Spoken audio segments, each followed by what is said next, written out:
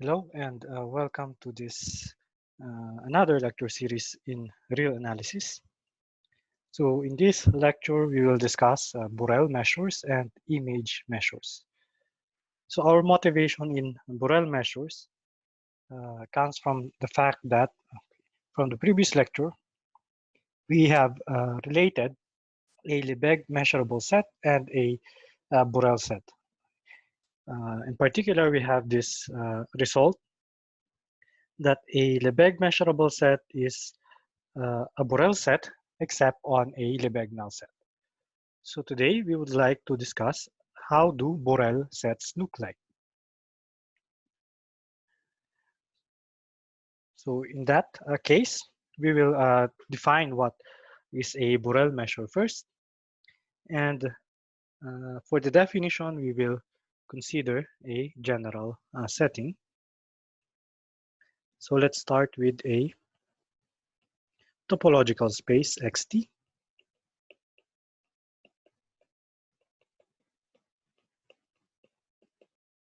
And Bx would be the Borel sigma algebra. So this is the sigma algebra generated by the open sets.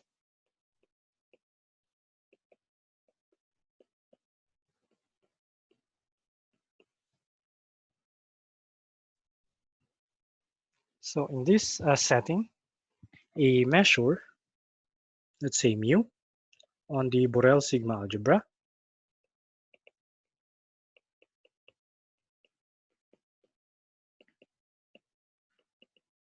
is called, so we call this a Borel measure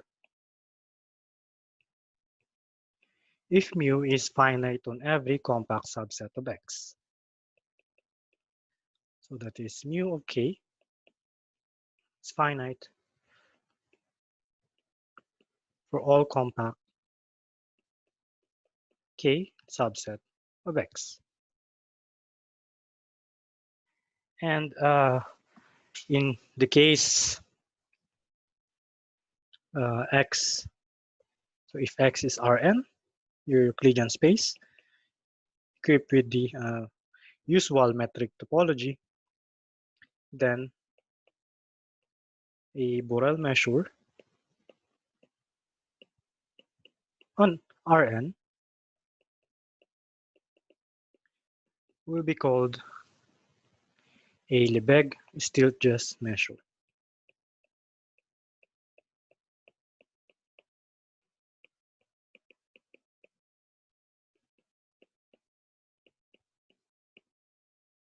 Okay, so that's a special case when your topological space is the Euclidean space Rn. So samples and non-examples would be the following. So if X, let's say, is a fixed element in Rn, then the Dirac measure delta X is a Borel measure. So in particular, it is a Lebesgue Stieltjes measure. So to be precise, let us define the domain. So this is defined on the Borel sets in Rn. Well, this follows immediately since delta of X is either 0 or 1 for every Borel set A in Rn.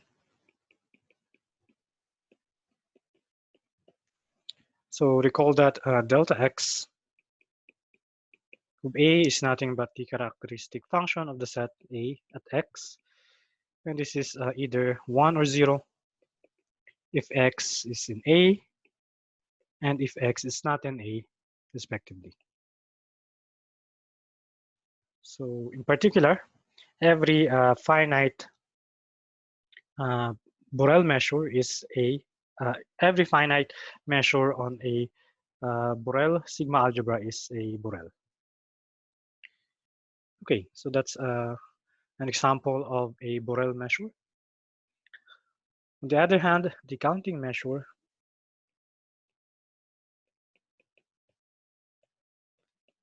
let's say mu sub c on the Borel sets in Rn,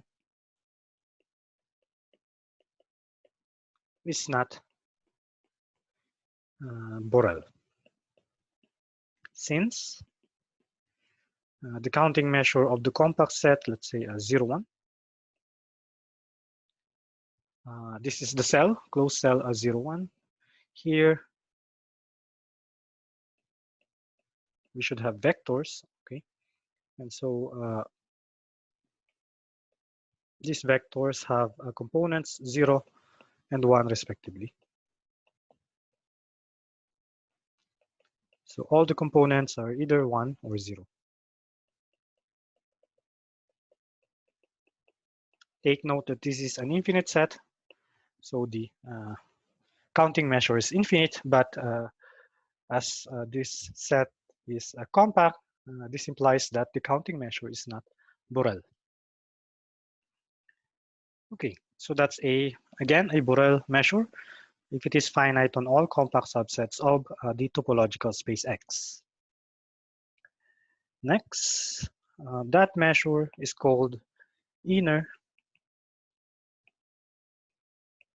regular if for any Borel set A in X, if I take the measure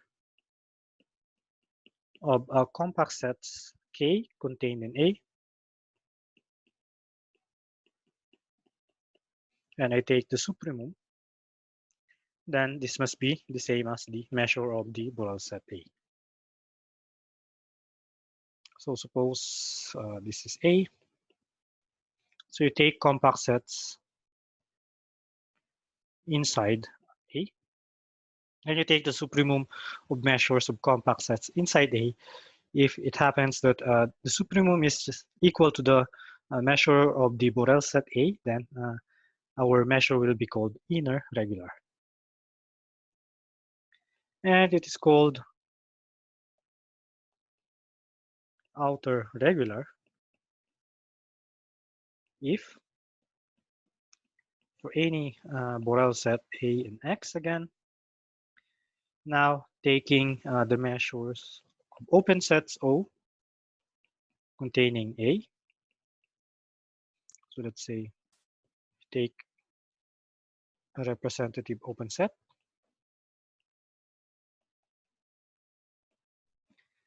Then by taking the infimum, if this is equal to the measure of A for any Borel set A, then you have an outer regular measure. And finally, it will be called regular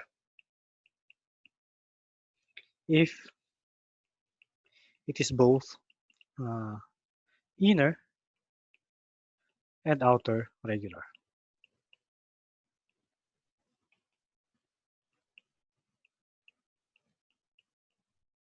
So a regular measure is an inner and outer regular measure.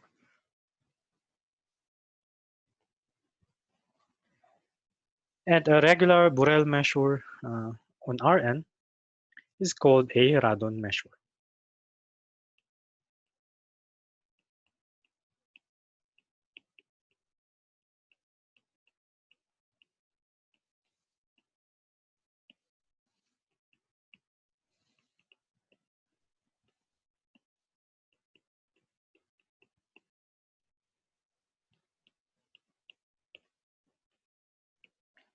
Okay, so those are some definitions in this section.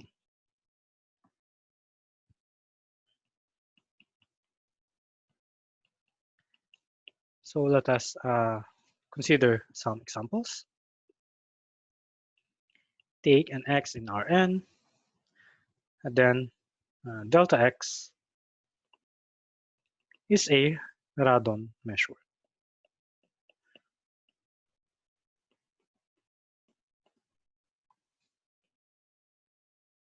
So we need to prove, in this case, both inner regularity and outer regularity.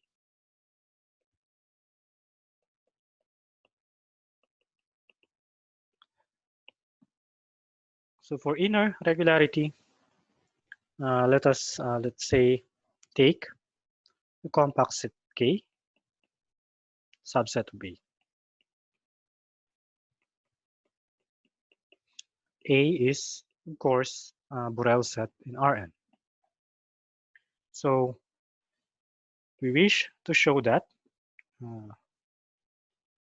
this is satisfied.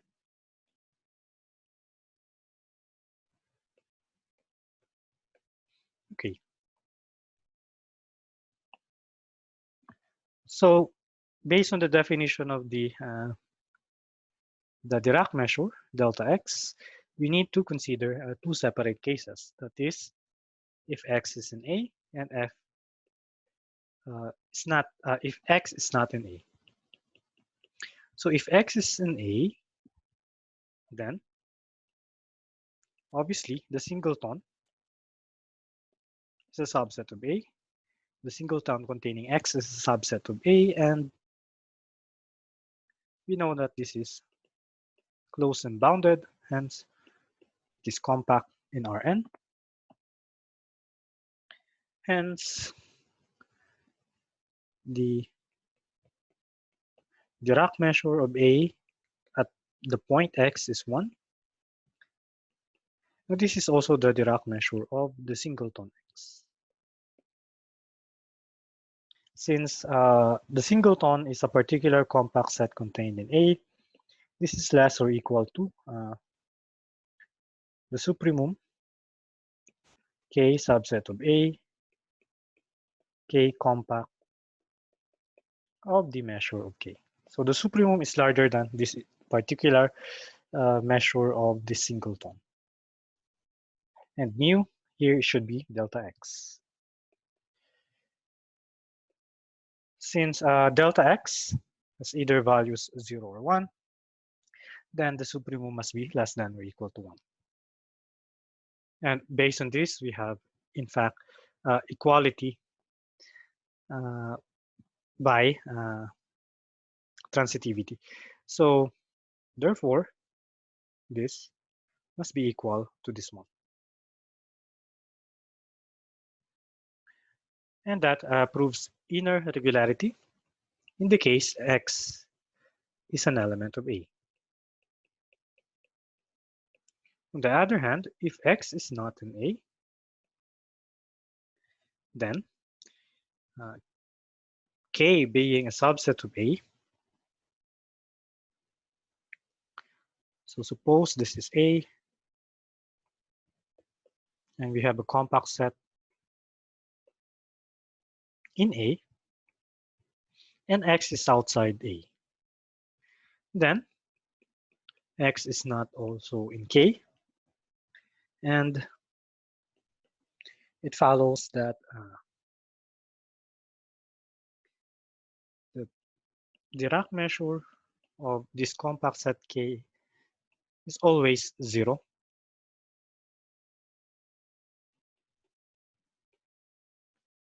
for subsets K of A and K compact. So if these are all 0, then the supremum is also 0. But this is also the Dirac measure of your set A. So in any case, we have established inner regularity. On the other hand, for outer regularity,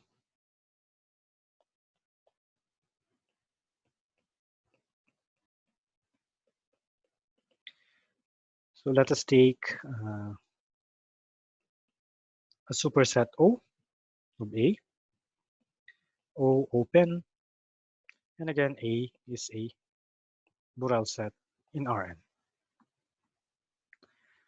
So in a similar way, we establish inner regularity by considering these two cases. So if x is an A,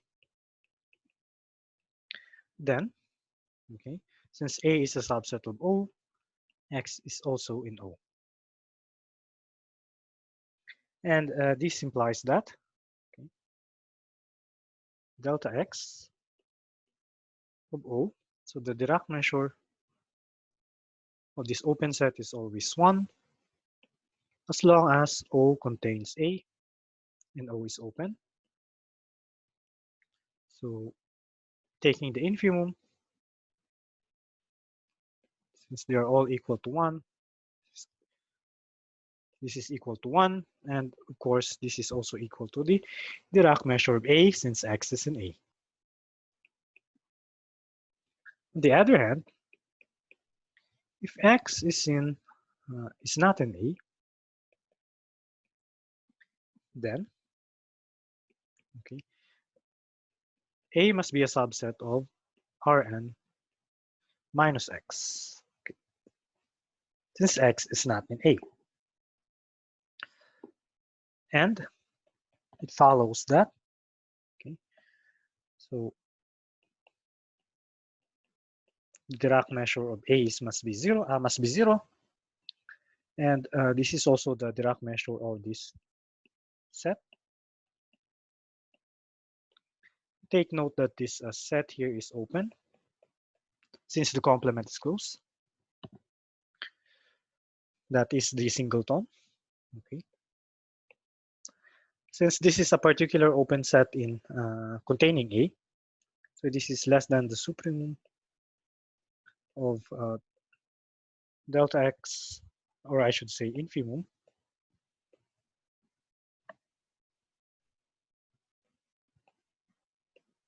So this is greater than the infimum of delta X of O.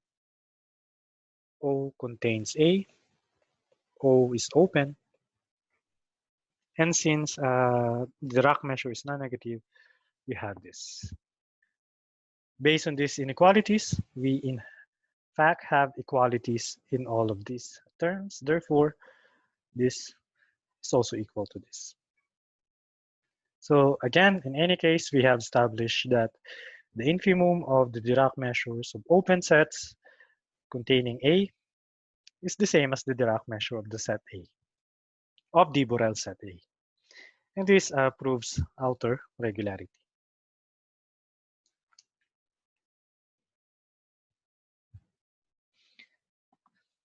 Okay. So as another example, let us consider the counting measure.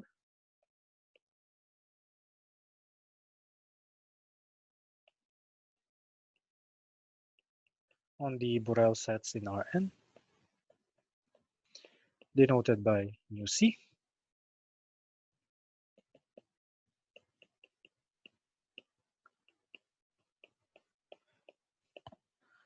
This is also inner regular.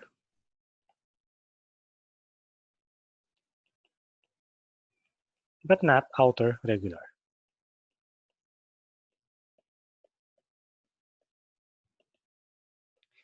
Well, to see that it is an inner regular measure, so let's start with a Borel set A in Rn. Well, according to the definition of the counting measure, take note that this is the cardinality of the set. So if, let's say, A is finite, then it is compact, being a finite union of singletons, and singletons is compact. Therefore, you can write A as a finite union of compact sets, hence compact. And it follows that the counting measure of A is the same as the supremum of the counting measure of compact sets K contained in A. Well, in this case, you just take your compact set K to be A. And you have this. And likewise, of course, applying monotonicity of the counting measure, or any measure, in fact. So that if A is finite, that is the case if A is finite. If A is infinite, then it must have a countably infinite subset. So then there is a distinct sequence, let's say x sub k, in, such that this sequence is contained in A. So you have a countably infinite a subset of A.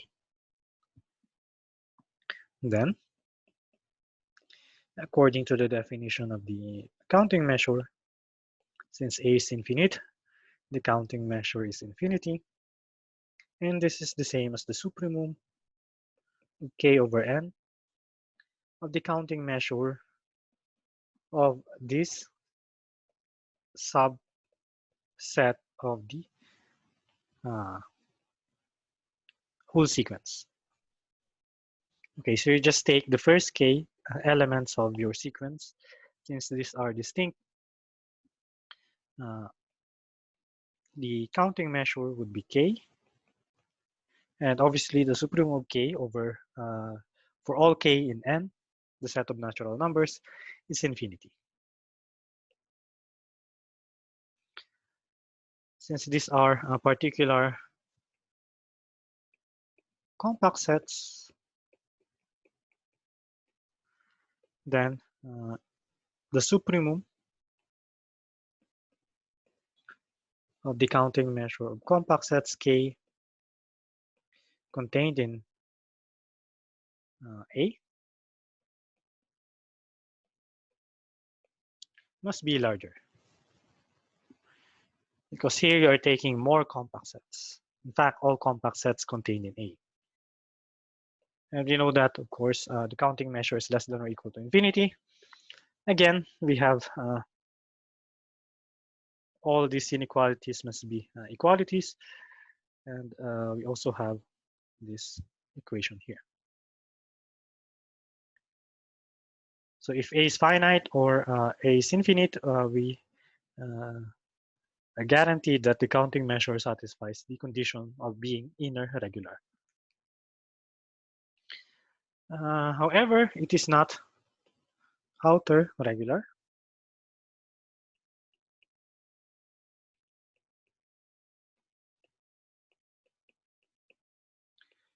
For instance, it is enough to give a counterexample, of course, for which the condition for outer regularity is not satisfied.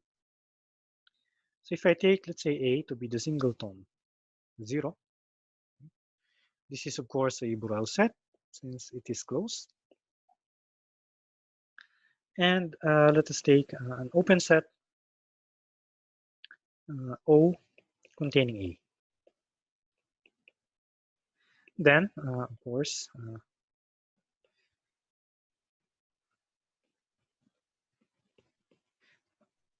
this 0, its origin must be an element of the open set. Hence, there must be a radius, let's say r, such that the ball centered as 0 with radius r is contained in O. Now, since the counting measure of this ball is infinity, then by monotonicity, the counting measure of O is also infinity. Okay, O here is open. Therefore, we have the following. So the counting measure of O is always infinity if O is an open set containing A. So the supremum is therefore infinity. However, note that the counting measure of A is finite. In fact, it is equal to 1. So these two quantities are not equal. And this violates the outer regularity of a measure. So we have found a Borel set wherein the condition of being an outer regular measure is not satisfied.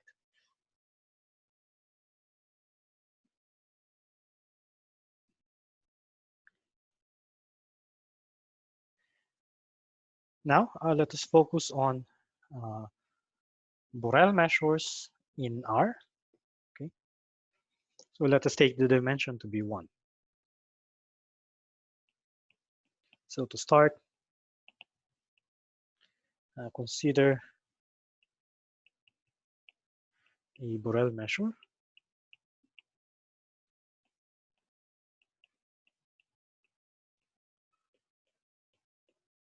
Say mu, defined on the Borel sets in R. And from this Borel measure, we can introduce the associated distribution function denoted by d mu. So this is a function from R to R, and it is defined as follows. So at the point X, well, there are two cases. If X is positive, then we take this to be the measure of the cell 0x. And if X is negative, then we take the negative of the measure of the cell x0. Okay. Take note that d mu is well defined.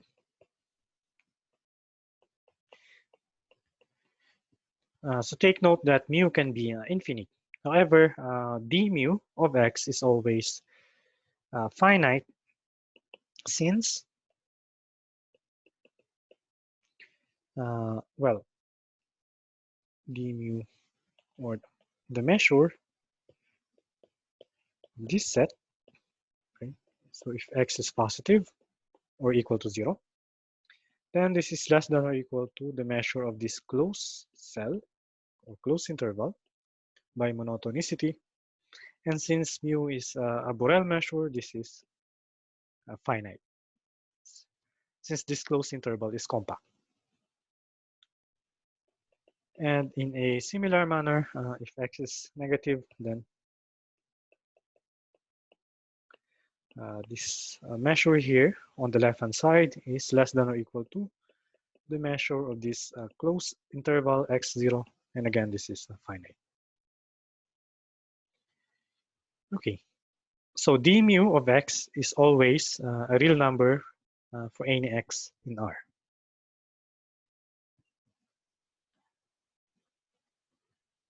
Now, in the case, let's say if mu is finite, so we have an alternative distribution function.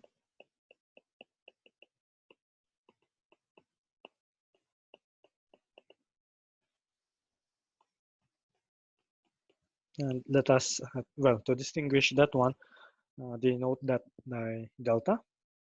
Well, not to be confused with the Dirac measure, of course. So this is the measure of negative infinity to x.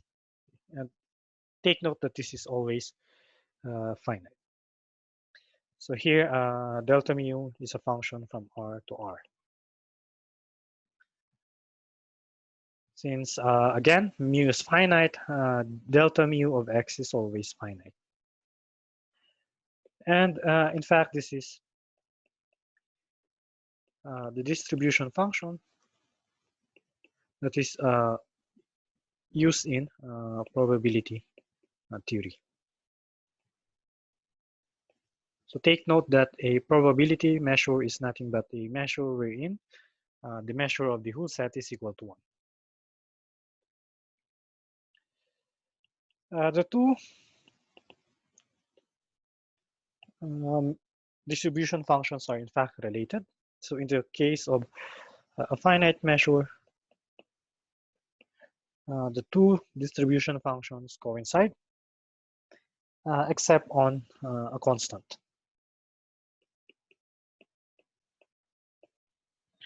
And you can immediately see this using the definitions of these two distribution functions. Okay. So for instance, let me just illustrate it. When x is non-negative, okay, if you subtract this measure to this measure, you will get, or if you subtract this by this second term, you will get this measure here. Okay, and when x is less than 0, you can do a similar process. Okay, so the advantage of the first distribution function is that it need not be finite. Okay, so for instance, you can see later that the Lebesgue Borel measure is in fact a Borel measure, okay, since it is finite on finite or on compact sets. Then we can apply or define this distribution function in this way. Okay. Take note that the Lebesgue Borel measure is not a finite measure. Okay, so the first is the one that we will use in this lecture. However, as I said, the second one is the one that is commonly used in probability theory.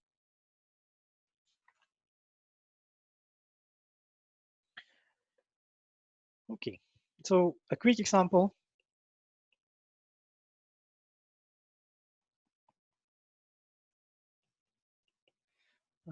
Let us compute the distribution function of the Dirac measure at 0. So if x is less than 0, then the distribution function at x, well, it is defined to be the measure of this interval,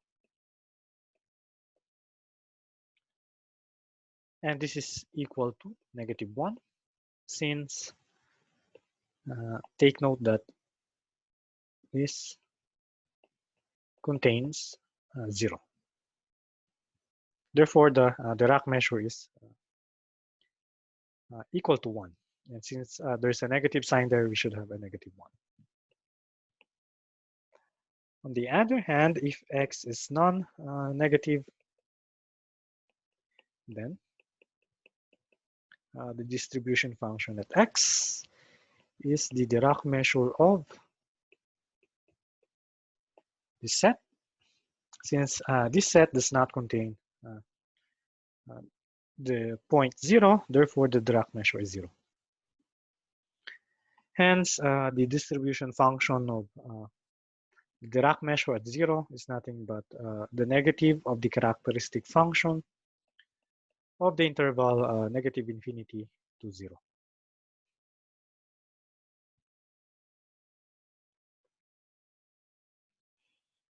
Okay. So here we have a representation of, or we have defined the distribution function at a point in terms of the measure. Now, we would like to express the measure of any cell in terms of the distribution function. And this is the content of the following theorem. So for x less than y, we have the following. So the measure of this half open, half closed is just the difference of the distribution values at the endpoints. For, let's say, a closed interval, this is equal to the difference, but the second term must be replaced by the left-hand limit dx minus, where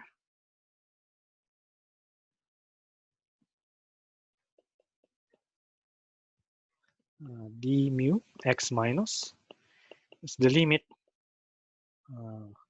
from the left. So that is the limit as epsilon goes to 0 of d mu x minus epsilon. X here is positive, so let's say epsilon going to 0 from above. So that is the case for closed intervals. So we need to take, instead of the function value, the limit from the left. So on the other hand, for let's say half closed, half open, you take the left-hand limit of both sides, or of both endpoints. For an open interval, you only take the limit of the second endpoint, that is for y.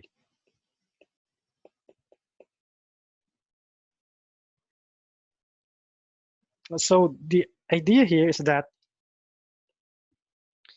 if you have an open endpoint, so you just evaluate. If you have a closed endpoint, then you just evaluate. Closed endpoint on the right. Now, if you have a closed right endpoint, you take the limit from the left. And finally, if you have an open right endpoint, then you take the limit from the left.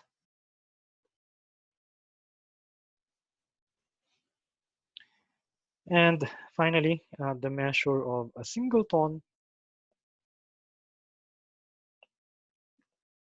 Take note that this is basically the closed interval x, and therefore applying the second formula, we have the difference of the value and the left-hand limit.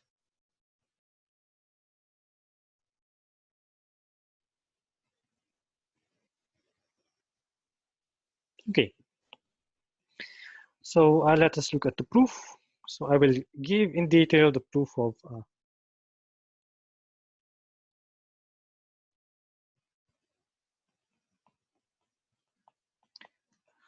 this two, and leave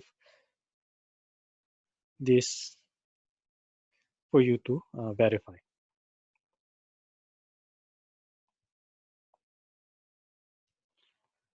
Okay, so let us prove the first one. So we have a half open, half closed cell. And for that, we need to, of course, distinguish several cases. So for the first one, okay, let's start first with x less than y. Okay. The first one is that what if they are both positive? The second one, what if x is negative and y is positive? And the third one, what if they are both negative?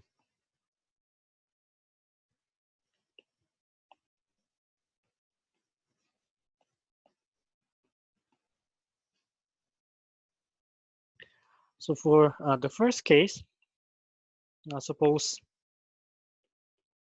okay, let us consider the possibility that x is equal to 0. In this case, okay, taking the difference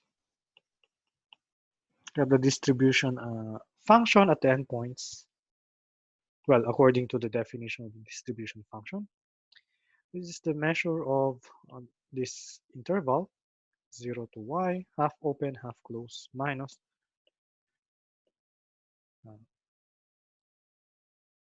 this measure. Take note that x and y are non-negative, hence this definition of the distribution function must be used. Okay, since take note that this is finite, as before, we already explained that as before. So the measure of the difference is the difference of the measures is the measure of the set difference.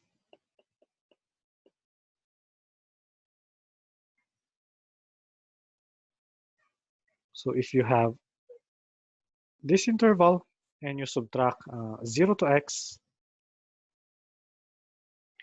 you will get this interval here. So that's the half open, half closed interval xy. And this is in fact the first equation here that we would like to prove.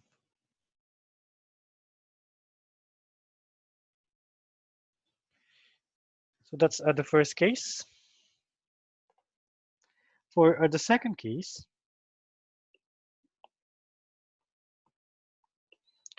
so that is if x is less than 0 and 0 is less than or equal to y. So applying the definition again,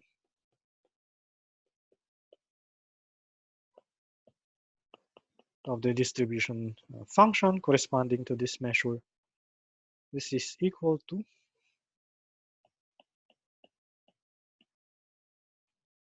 okay, since y is non-negative. Now, for the second term, we need to apply the second definition of the distribution function, and that is mu of the interval x0. Okay, so we have a 2 minus sign, so this must be plus. So going back to the interval, so we have this 2 here.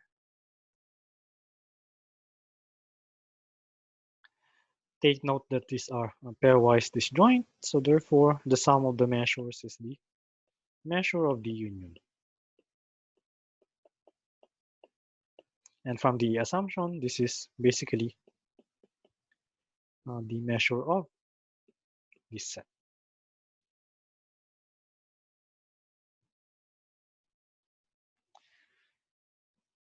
So again, we have established the desired equation. And finally, if both x and y are negative, then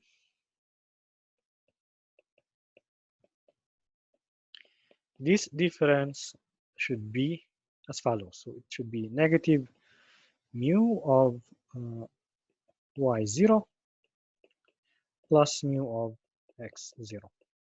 Here we applied the second definition of the distribution function. And again, this set x0, you subtract the set y0, then you get xy. So again,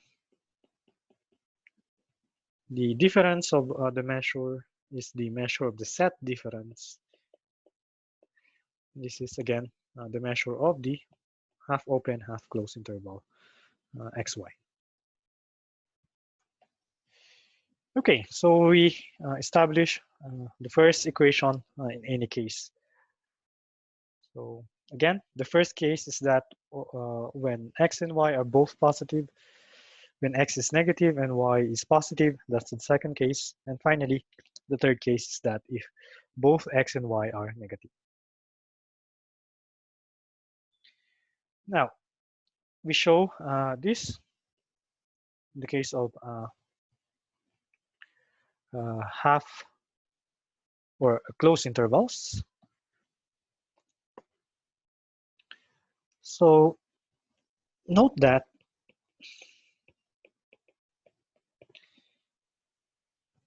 suppose this is our closed interval xy. Take note that if this is, let's say, the point x minus 1 over n to the left of x, note that x minus 1 over n, this interval,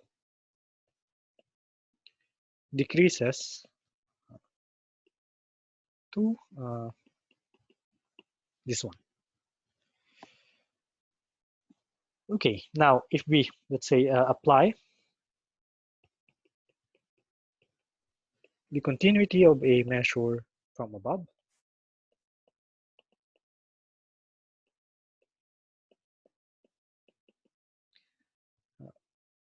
this implies that, okay, so let's start first with, let's say, the measure of the closed interval, and this should be corrected into a closed interval. So this is the limit as n goes to infinity of the measure of this interval. So we have written the closed interval as a decreasing limit of half open, half closed. And why is that? Take note that we already know that I can write the measure of this interval as the difference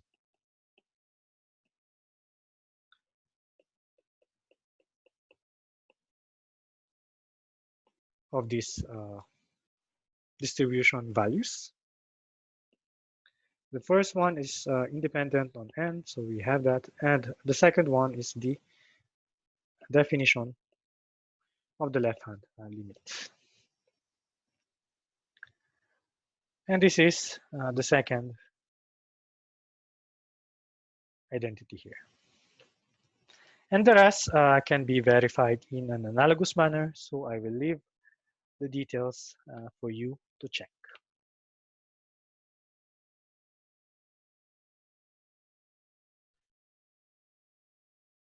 So now let us discuss some properties of the distribution function associated with a Borel measure in R. So we have the following theorem. The distribution function d mu corresponding to a measure or a Borel measure in R is non-decreasing and continuous from the right. So in particular, the distribution function can have at most a countable number of jumps. So for instance, let's say if you have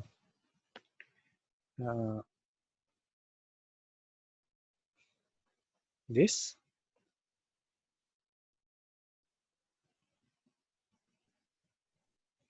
so your function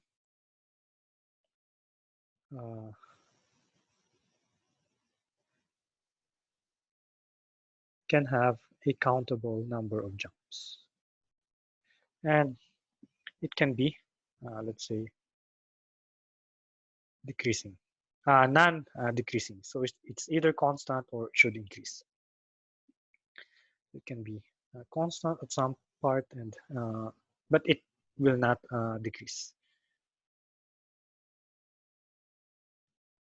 let's say you have this. And these are called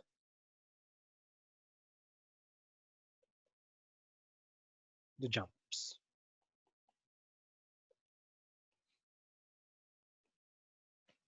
So this is an illustration of how the distribution function looks like. So non-decreasing, and you have this only a countable number of jumps.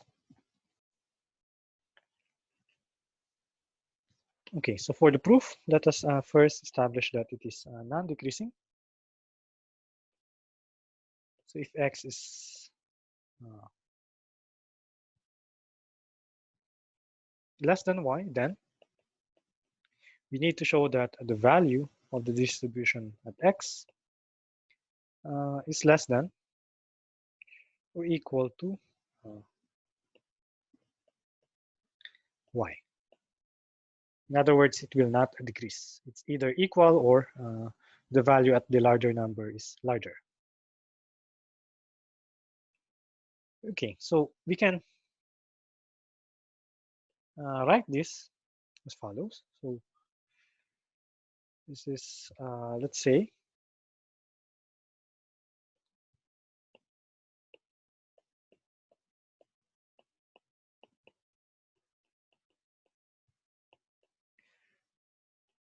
this follows from the previous theorem.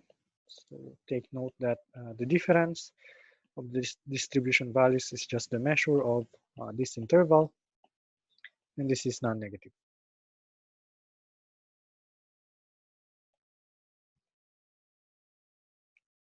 So again, this is the measure of this interval, and since the measure is non-negative, you have this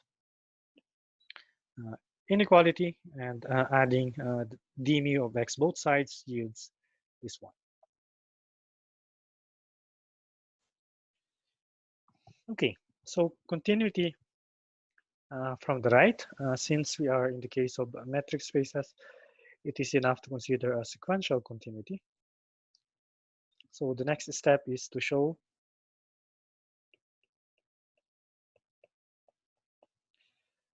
that for each x in R, and the limit as n goes to infinity of the distribution of x, let's say plus 1 over n, is equal to the distribution function at x. So this is continuity from the right. So the limit from the right is the same as the function value. Well, to see this, since, okay, let's start with this interval here.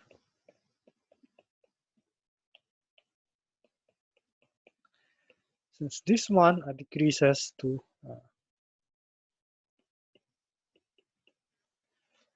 this set,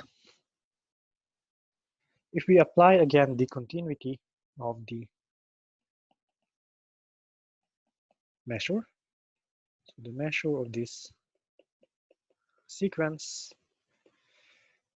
the limit of that is equal to the measure of the limit of the sets. So let us first start with x being greater than 0. Okay, greater or equal to 0. So that this will be the distribution function of mu at x. However, this term is also, since x plus 1 over n is positive, it is also the distribution function of mu at x plus 1 over n. So therefore, these two limits coincide.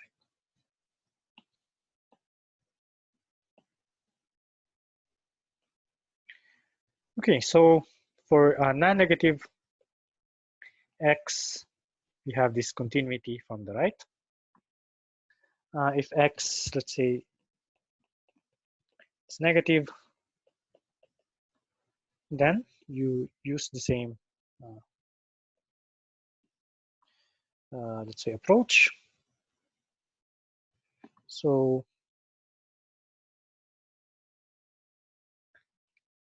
x plus 1 over n now,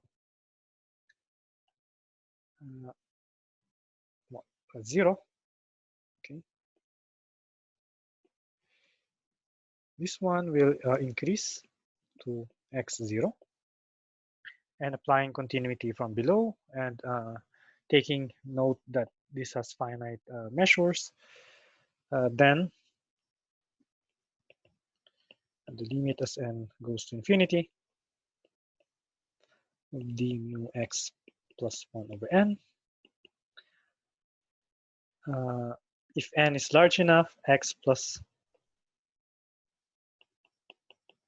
1 over n is still negative.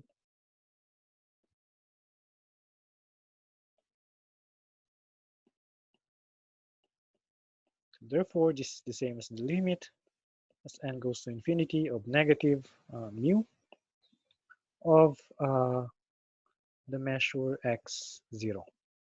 Or I should say x plus 1 over n, 0.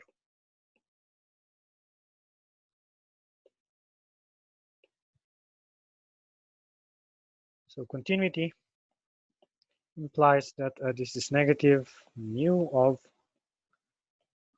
the interval x0. And of course, by definition, this is d mu of x.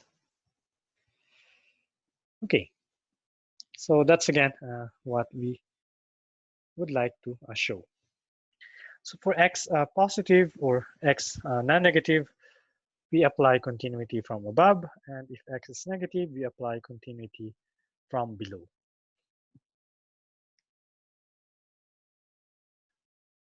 So based on this proof, we have established that the distribution function is non-decreasing and continuous from the right. Well, the second statement follows from the fact that a non-decreasing function can have at most a countable number of jumps. And we state that in the following, let's say, lemma. So this lemma should be stated before the theorem, but I decided to state it after so that it is more clear. So suppose, okay, I have a non-decreasing function.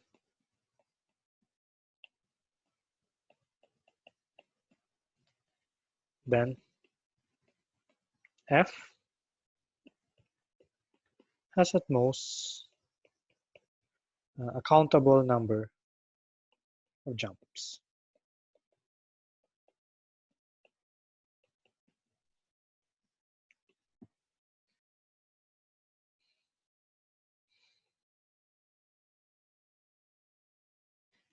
So again, to visualize that one, I suppose you have this behavior.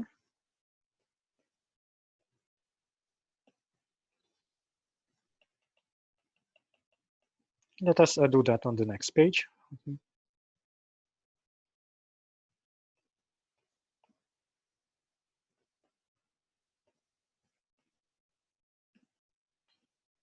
Okay, so if we look at this, this will be the right-hand limit. Okay, let's say this is the point x, and this would be the left-hand limit.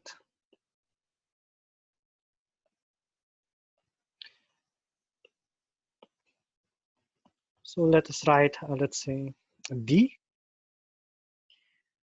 for discontinuity, okay, the set of jumps. So x in R, wherein you have this. So the left-hand limit is not equal to the left-hand limit. Since f is increasing, then this must be positive. So let D be the set of jumps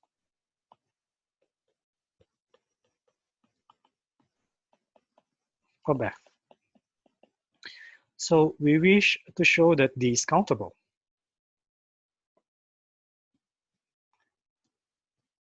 To prove this, okay, so we may suppose, of course, that D is non-empty.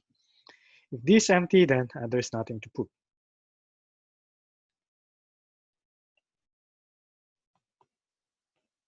For each X in D, okay, take note that between two numbers, real numbers, there's a number, a rational number greater than the smaller one, but less than the larger one. So for each X in D, there exists a rational number, say Rx, such that Fx in the left-hand limit is less than this rational number, but this rational number is less than the right-hand limit.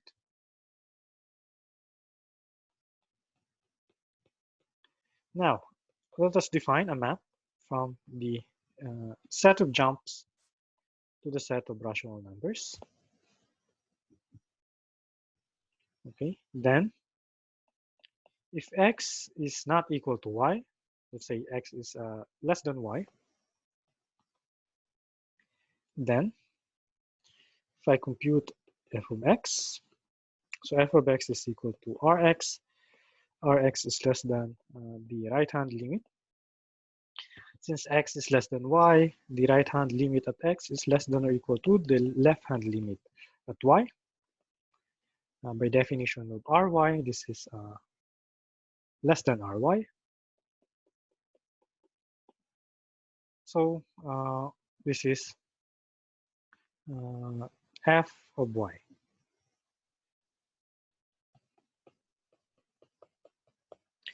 So f is strictly decreasing. Hence, this implies that f is one-to-one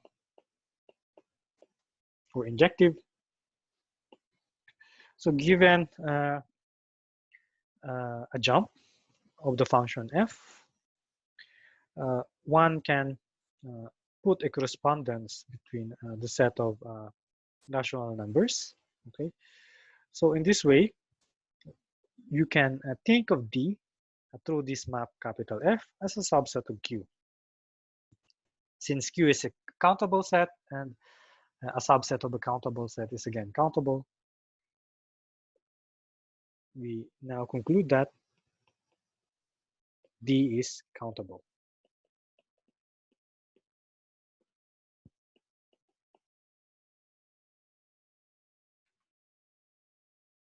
Okay, so that's the proof of this lemma. So a non-decreasing function can have at most a countable number of jumps. So going back to the previous theorem, since the distribution function d mu is non-decreasing, that lemma implies that the distribution function can have at most a countable number of jumps.